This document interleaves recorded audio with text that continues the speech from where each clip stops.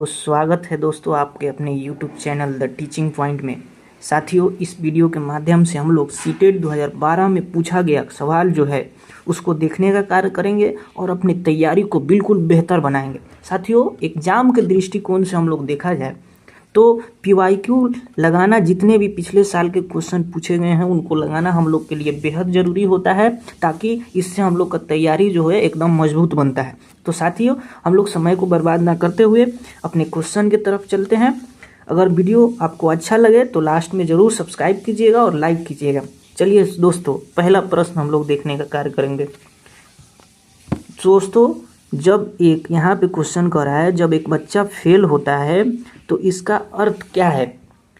जब एक बच्चा फेल होता है तो इसका अर्थ ऑप्शन ए, बच्चा पढ़ाई के योग्य नहीं, ऑप्शन बी, व्यवस्था फेल हुई है, ऑप्शन सी, उत्तर याद नहीं है, ऑप्शन डी, ट्यूशन लेनी चाहिए। तो यहाँ पे जो है, जब एक बच्चा जब आपका विद्यालय का फेल होता है तो समझिए आपकी व्यवस्था फेल है, सारी सिस्टम फेल है, आपने जो पढ़ाया सारी चीज़ फेल है, आपका जो पढ़ाने का विधि है वो सारी चीज़ अब फेल है। तो यहाँ पे हमारा जो ऑप्शन सही हो जाएगा बी, एकदम राइट सही हो जाएगा। चलिए हम लोग दूसरा प्रश्न देखेंगे। दूसरा प्रश्न यहाँ पे कह रहा है, शिक्षण से अधिगम पर बल देने वाला परिवर्तन है। ए में बाल केंद्रित शिक्षा अपनाकर, बी रटने को प्रोत्साहित करके, और सी है अग्र शिक्षण तकनीक से, डी है परीक्षा परिणामों पर केंद्रम। तो हमारा यहाँ पे जो राइट आंसर हो जाएगा ये एकदम राइट आंसर हो जाएगा, बाल केंद्रित शिक्षा अपनाकर। चलिए हम लोग तीसरा क्वेश्चन देखते हैं। यहाँ पे बीज अंकुरन शिक्षण की सबसे प्रभावी पद्धति क्या है? बीज अंकुरन के शिक्षण सबसे प्रभावी पद्धति क्या है? ऑप्शन ए है विस्तृत व्याख्या, ऑप्शन बी है बीज बोना और अवलोकन करना, ऑप्शन सी है श्यामपट्ट पर चित्र बनाना, ऑप्शन डी है बीज वृद्धि के चित्र दिखाना। तो हमारा जो ऑप्शन हो जाएगा यहाँ पे, हमारा ऑप्शन राइट हो जाएगा बी एकदम। अगर बीज बोता है बच्चा और उसको दिन प्रतिदिन उसमें चेंजेस जो आते हैं, परिवर्तन आते हैं, उसको अवलोकन करता है, समझता है, तो हमारा जो राइट आंसर हो जाएगा बी, बिल्कुल राइट। चलिए हम लोग फिर अगला नेक्स्ट प्रश्न देखते हैं क्या है। चौथा यहाँ पे कह रहा है, समावेशी शिक्षा क्या है? ऑप्शन ए है कक्षा में विविधता का उत्सव मनाती है, कक्षा में विविधता का उत्सव बनाती है, ऑप्शन बी है कठोर दाखिला प्रक्रियाओं को बढ़ावा देती है, सी है तथ्यों की शिक्षा से संबंधित है, और डी है शिक्षकों के समावेश से जुड़ी है। तो हमारा जो राइट आंसर हो जाएगा कक्षा में विविधता को उत्सव मनाती है, ये बिल्कुल राइट आंसर हो जाएगा। चलिए हम लोग आगे बढ़ते हैं। पांचवा क्वेश्चन जो है, पांचवा कह रहा है, निम्नलिखित में कौन सा वस्तुनिष्ठ प्रश्न है? वस्तुनिष्ठ प्रश्न कौन सा है? ए है निबंधात्मक प्रश्न, लघु उत्तरीय प्रश्न, मुक्त उत्तर वाला प्रश्न, और डी है सत्य या असत्य। तो हमारा जो यहाँ पे राइट आंसर हो जाएगा सत्य या असत्य। हमारा यहाँ पे जो राइट आंसर हो जाएगा सत्य या असत्य। चलिए हम लोग 6 नंबर प्रश्न की ओर चलते हैं। 6 नंबर बड़ा अच्छा सवाल है, प्रगतिशील शिक्षा की कौन सी विशेषता है? ऑप्शन में चलिए हम लोग देखते हैं, केवल पाठ्य पुस्तकों पर आधारित, ऑप्शन बी है अच्छे अंकों पर बल देना, ऑप्शन सी है बार बार ली जाने वाली परीक्षाएं, और डी है लचीली समय सारणी और बैठने का तरीका। तो बिल्कुल प्रगतिशील कक्षा जो होता है, डी राइट आंसर हो जाएगा। ये जो लचीला समय सारणी रहेगा, बैठने का जो तरीका रहेगा एकदम लचीला रहेगा, बच्चा कहीं पर भी बैठ सकता है, कहीं पर भी पढ़ाई कर सकता है। चलिए हम लोग आगे चलते हैं। 7 नंबर प्रश्न जो है, शिक्षक प्रश्न पत्र की ओर डैश डैश के बारे में चिंतित है। शिक्षक जो है प्रश्नों के प्रकार, विषय वस्तु की व्यापकता, विश्वसनीयता और वैधता।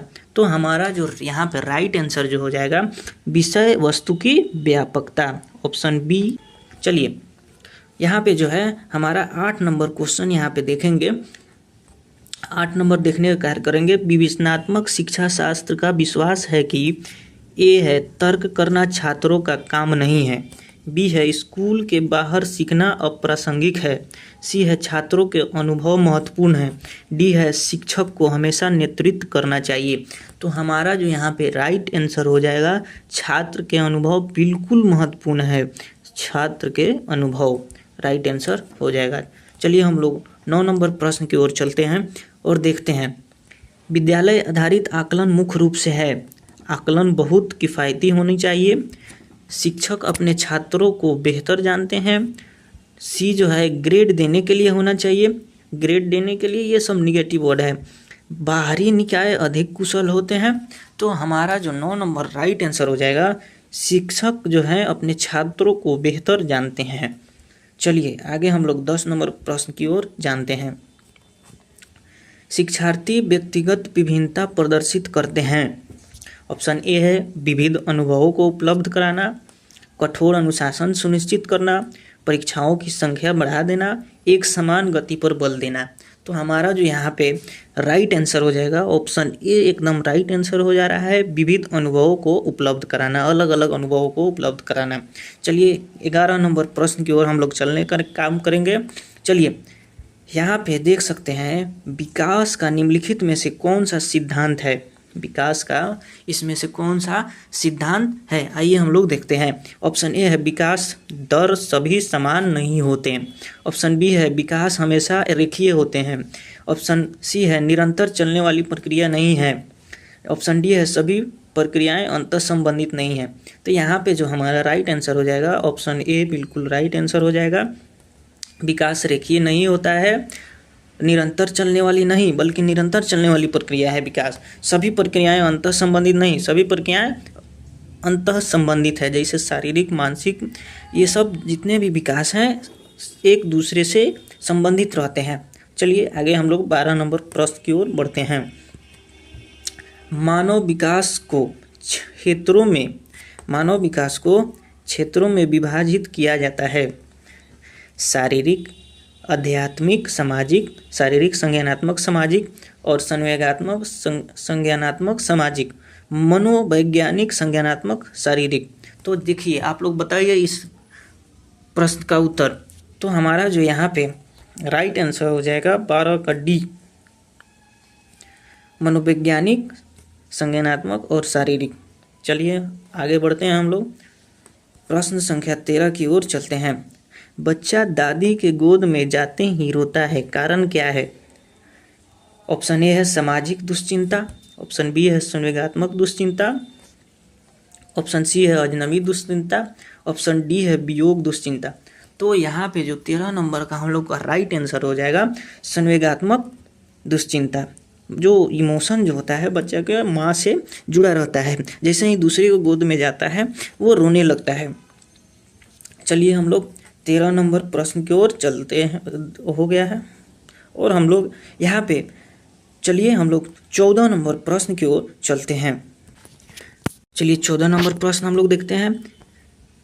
14 नंबर कह रहा है शिक्षा के संदर्भ में समाजीकरण से तात्पर्य है अपने सामाजिक मानदंड बनाना, बी है समाज के बड़ों का सम्मान करना, वातावरण में अनुकूल और समायोजन, और ऑप्शन डी है मानदंडों का सदैव पालन करना। तो 14 नंबर का हम लोग का आंसर जो है एकदम राइट हो जाएगा, वातावरण में अनुकूलन और समायोजन। यहाँ पे सी एकदम राइट आंसर हो जा रहा है। चलिए हम लोग समय को बर्बाद न करते हुए हम लोग 15 नंबर प्रश्न की ओर चलते हैं। 15 नंबर प्रश्न कह रहा है कि गायन प्रतियोगिता में लड़कियों को वरीयता देना क्या है? ऑप्शन ए है प्रगतिशील चिंतन, ऑप्शन बी है लैंगिक पूर्वाग्रह, ऑप्शन सी है वैश्विक प्रवृत्तियाँ, ऑप्शन डी है परियोजनात्मक उपागम। तो हमारा जो यहाँ पे राइट आंसर हो रहा है लैंगिक पूर्वाग्रह। यहाँ जो है जेंडर वाइज किया जा रहा है, कोई भी काम मतलब लड़कियों को वरीयता देना और लड़कों को नहीं देना, ये हमारा जेंडर वाइज हो जा रहा है। चलिए हम लोग चलते हैं 16 नंबर प्रश्न की ओर। चलिए 16 नंबर क्वेश्चन जो कह रहा है वाइगोत्स्की ने सीखने में किस कारक पर बल दिया है? वाइगोत्स्की ने सीखने में किस कारक पर बल दिया है? चलिए तो आइए हम लोग ऑप्शन देखते हैं। ऑप्शन ए है सोशल, ऑप्शन बी है अनुवांशिक, ऑप्शन सी है नैतिक और ऑप्शन डी है शारीरिक। तो वाइगोत्स्की ने समाज को एकदम सीखने के में कारक को बल दिया है। तो हमारा यहाँ पे राइट आंसर हो जाएगा सामाजिक, option A is right answer. चलिए हम लोग 17 नंबर प्रश्न की ओर चलते हैं। आत्मबोध हेतु सर्वाधिक योगदान देने वाला कारक है। आत्मबोध हेतु सर्वाधिक योगदान देने वाला कारक है। आइए हम लोग ऑप्शन देते हैं। ऑप्शन ए है संगीतय, ऑप्शन बी है आध्यात्मिक, ऑप्शन सी है भाषाई विषयक, और हमारा जो है राइट आंसर जो डी है अंतः वैयक्तिक बुद्धि, जो इंट्रापर्सनल है। ये हार्वर्ड गर्नर के बहुबुद्धि सिद्धांत का प्रश्न है। चलिए हम लोग आगे चलते हैं। 18 नंबर प्रश्न जो है, बच्चों की त्रुटियां क्या संकेत करती है? वे बुद्धिहीन हैं, बिल्कुल निगेटिव बात है। ये सब आप लोग जो निगेटिव जहाँ पर भी वो आंसर करेंगे, और अगर सही पूछा जा रहा है, पॉजिटिव बात पूछा जा रहा है, वहाँ पे निगेटिव दिखता है तो आप उस ऑप्शन को स्किप कर दीजिएगा। चलिए बी देखते हैं। वे कैसे सीखते हैं इसकी खिड़की है, और ऑप्शन सी है शिक्षण का तरीका गलत है, और ऑप्शन डी है उन्हें दंड की आवश्यकता है। तो हमारा जो यहाँ पे राइट आंसर हो जाएगा 18 नंबर का बी, वे कैसे सीखते हैं इसकी खिड़की है। मतलब गलती, अगर बच्चा गलतियाँ कर रहा है तो समझिए कि वो सीख रहा है। तो हमारा आंसर जो है बी एकदम राइट आंसर हो जाएगा। चलिए हम लोग 19 नंबर प्रश्न की ओर चलते हैं। 19 नंबर जो कि बहुत ही महत्वपूर्ण प्रश्न है और बहुत ही शानदार प्रश्न है। डिसलेक्सिया मुख्य रूप से संबंधित है। दोस्तों ये टॉपिक का जो क्वेश्चन है सारे सब्जेक्ट में आते हैं। ऑप्शन ए है बोलने से, ऑप्शन बी है सुनने से, ऑप्शन सी है पढ़ने से, और ऑप्शन डी है लिखने से। तो साथियों यहाँ पे जो हमारा राइट आंसर हो जाएगा सी, बिल्कुल राइट आंसर हो जाएगा। पढ़ने से संबंधित है डिसलेक्सिया, और ऑप्शन लिखने से जो संबंधित है डिस्ग्राफिया होता है। चलिए हम लोग 20 नंबर प्रश्न की ओर चलते हैं। 20 नंबर प्रश्न कह रहा है शिक्षक बच्चों में नैतिक मूल्य विकसित कर सकता है। मतलब शिक्षक जो है बच्चों में नैतिक मूल्य कैसे विकसित कर सकता है। तो पहला है धार्मिक शिक्षा देकर, दूसरा है स्पष्ट नियम बनाकर, तीसरा है नैतिक मुद्दों पर चर्चाओं द्वारा, ऑप्शन डी है कठोर निर्देश देकर। तो हमारा जो 20 नंबर का राइट आंसर हो जाएगा सी, नैतिक मुद्दों पर चर्चाओं द्वारा। कक्षा में जितने भी नैतिक मुद्दों हैं उस पर बच्चों को ग्रुप बनाकर चर्चा कराएं, ये काफ़ी बेहतर है। चलिए हम लोग 21 नंबर प्रश्न की ओर चलते हैं। अर्थ की जो है सबसे छोटी इकाई कौन सी है? साथियों ये हिंदी का भी क्वेश्चन है और CDP में भी पूछा जाता है। तो अर्थ की जो सबसे छोटी इकाई होती है, यहाँ पे फिगर में हम आप लोग देख सकते हैं फोनीम। फोनीम जो है यहाँ पे अर्थ की जो छोटी इकाई है, हमारा जो राइट आंसर हो जाएगा यहाँ पे 21 का बी, रूपिम। अर्थ की छोटी इकाई जो है मॉर्फीम हो जाएगा। चलिए हम लोग आगे चलते हैं। ऑप्शन 22 जो कह रहा है यहाँ पे प्रश्न, ऑप्शन 22 जो यहाँ पे कह रहा है प्रतिभाशाली बालक की विशेषता क्या है। अगर प्रतिभाशाली व्यक्ति है, बालक है, तो उसका विशेषता क्या होगा। ऑप्शन ए है अपसारी चिंतन, ऑप्शन बी है अभिसारी चिंतन, ऑप्शन सी है स्मरण शक्ति, ऑप्शन डी है अनुकरण। तो 22 का जो हमारा राइट आंसर हो जाएगा डाइवर्जेंट थिंकिंग, अपसारी चिंतन हमारा राइट आंसर हो जाएगा। चलिए हम लोग 23 नंबर प्रश्न की ओर चलते हैं। सृजनात्मकता मुख्य रूप से किससे संबंधित है? क्रिएटिविटी जो है मुख्य रूप से किससे संबंधित है? तो ऑप्शन ए है मॉडलिंग, ऑप्शन बी है अनुकरण, ऑप्शन सी है अभिसारी चिंतन, और ऑप्शन डी है डाइवर्जेंट थिंकिंग, अपसारी चिंतन। तो जैसा कि पिछले सवाल में हम लोगों ने देखा है कि सृजनात्मकता, प्रतिभाशाली, ये सब सारे चीज़ जो विशेषताएं हैं वो हमारा जो यहाँ पे राइट आंसर हो रहा है अपसारी चिंतन, डाइवर्जेंट थिंकिंग। मतलब एक तरह के क्वेश्चन को कई तरह से वो हल कर सकता है और एक बातों को कई तरह से समझ सकता है। चलिए हम लोग अब चलते हैं 24 नंबर प्रश्न की ओर। चलिए 24 नंबर प्रश्न है वस्तु स्थायित्व किस चरण में आता है? साथियों ये जो प्रश्न है जीन पियाजे का जो सिद्धांत है, जीन पियाजे का, उसी टॉपिक से, उसी सिद्धांत से ये जो प्रश्न लिया गया है। तो यहाँ पे जो है संवेदी पेशीय अवस्था, सेंसरी मोटर स्टेज, और जो बी कह रहा है पूर्व संक्रियात्मक अवस्था, सी है मूर्त संक्रियात्मक अवस्था, डी है औपचारिक संक्रियात्मक अवस्था। तो साथियों वस्तु अस्थायित्व का जो गुण है किस चरण में आता है, तो जो है सेंसरी मोटर 0 से 2 वर्ष का होता है। ठीक है, वस्तु अस्थायित्व चरण। चलिए हम लोग आगे चलते हैं, देखते हैं 25 नंबर प्रश्न जो है। 25 नंबर प्रश्न जो है अभिप्रेरणा जो है मुख्य रूप से है, अभिप्रेरणा जो मोटिवेशन है, एक बाहरी शक्ति, एक मनोवैज्ञानिक अवस्था, सी एक भौतिक क्रिया, डी उपरोक्त में से कोई नहीं। तो 25 नंबर सवाल का जो हमारा राइट आंसर हो जाएगा एक मनोवैज्ञानिक अवस्था, साइकोलॉजिकल स्टेट। चलिए हम लोग आगे चलते हैं 26 नंबर प्रश्न की ओर। शिक्षण का सत्तावादी स्तर है, ये बहुत अच्छा प्रश्न है।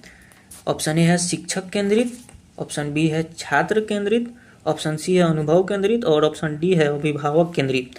तो 26 नंबर का जो आंसर है हमारा यहाँ पे जो राइट आंसर हो जाएगा शिक्षक केंद्रित।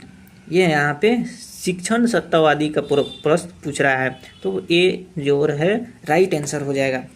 चलिए हम लोग 27 नंबर प्रश्न की ओर चलते हैं। विकास कभी समाप्त न होने वाली प्रक्रिया है, यह अंतः संबंध का सिद्धांत है, निरंतरता का सिद्धांत है, ऑप्शन सी है एकीकरण का सिद्धांत है, ऑप्शन डी है अंतः क्रिया का सिद्धांत है। तो हमारा जो है यहाँ पे जो राइट आंसर हो जाएगा 27 नंबर प्रश्न का निरंतरता का सिद्धांत। साथियों यहाँ पे हमारा जो राइट आंसर हो जाएगा कंटिन्यूटी का जो है थ्योरी है। चलिए आगे हम लोग 28 नंबर प्रश्न की ओर चलते हैं।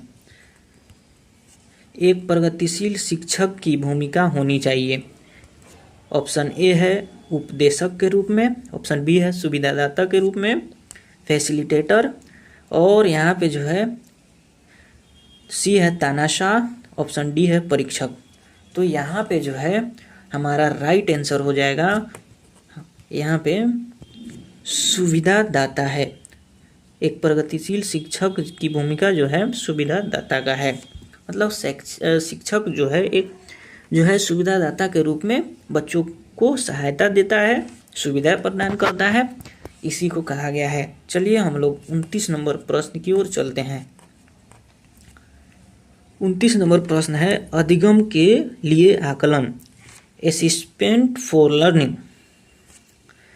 ऑप्शन ए है ग्रेड देने के लिए, ऑप्शन बी है निदान और उपचार हेतु, ऑप्शन सी है दंड देने हेतु, ऑप्शन डी है रिकॉर्ड रखने हेतु।